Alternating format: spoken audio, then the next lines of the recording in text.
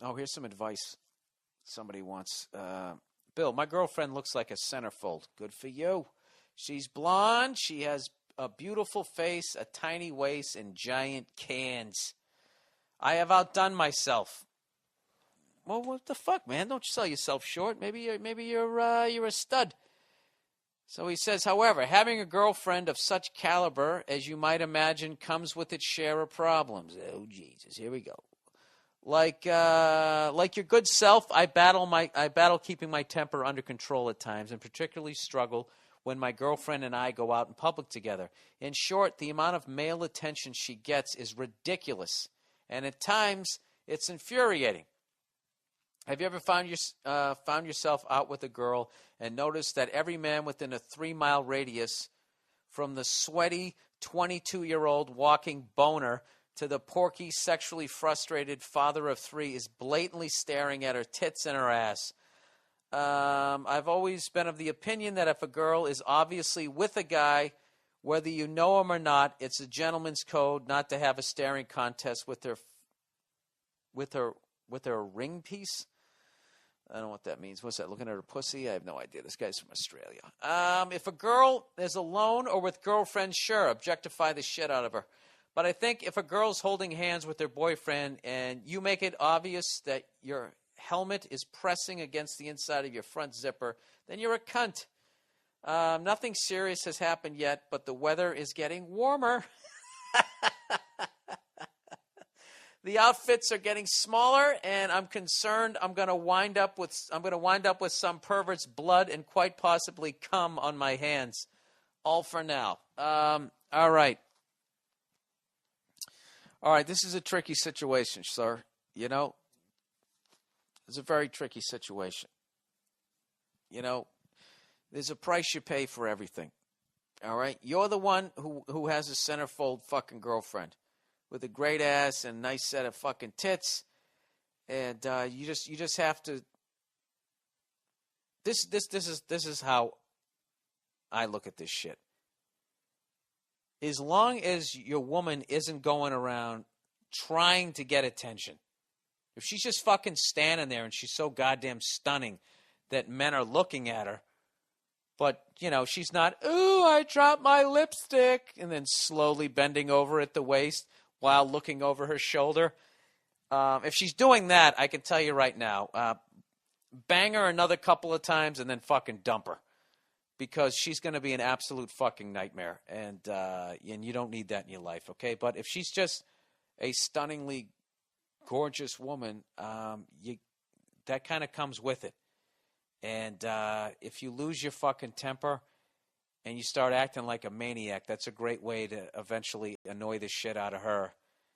And because she can't help it. Like I said, if she's not trying to get attention, she can't help it that she's gorgeous. And then it's in this weird way, you're giving her shit for being herself, which is not fun for anybody. And then you're going to have a problem. So, I don't know how to.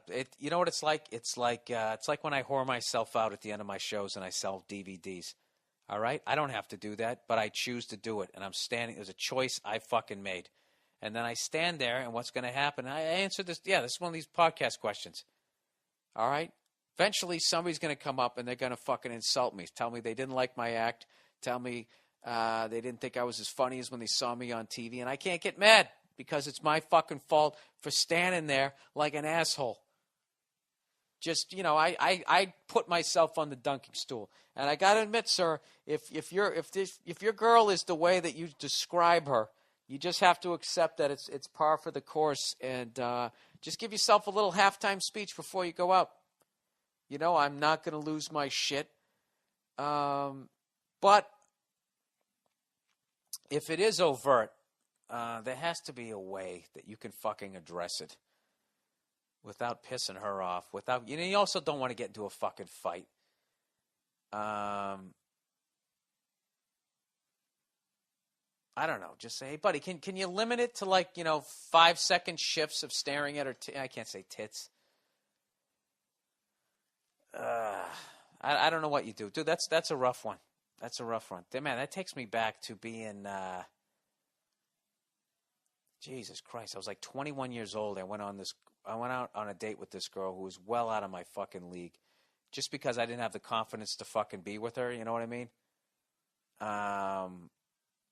Beautiful girl, and I went out with her, and I noticed she just kept looking around the restaurant to see who was looking. Let me tell you about a story so true. We're showing me style, and it's all so cool. It's about a garment torn and frayed, getting its threads, the story conveyed. Walking down the streets with holes in my teeth. These ripped things here, part of me you see. It ain't about the brand or the label it holds. It's about the journey, the stories it unfolds. In these ragged clothes, I find my voice. A testament to resilience, my choice. From the streets to the stage, I rock my style. In my tattered shirt, I walk that mile.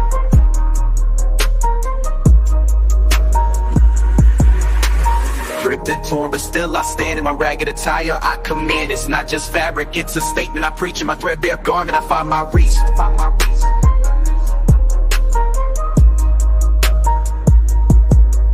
From the barrio to the bar, I make my mark. In my worn out jeans, I leave a spark. They may call it rags, but I call it art. In every stitch and tear, I play my part. It's the struggle of the streets, the hustle so real. In my tattered jacket, I've sealed the deal. A symbol of defiance against the status quo. My passion, pants, I let it show. It's not about the riches or the wealth I lack. In my faded hoodie, I stay on track. It's the heart of the hustle, the grind each day. In my worn out kicks, I find my way. Ripped and torn, but still I stand.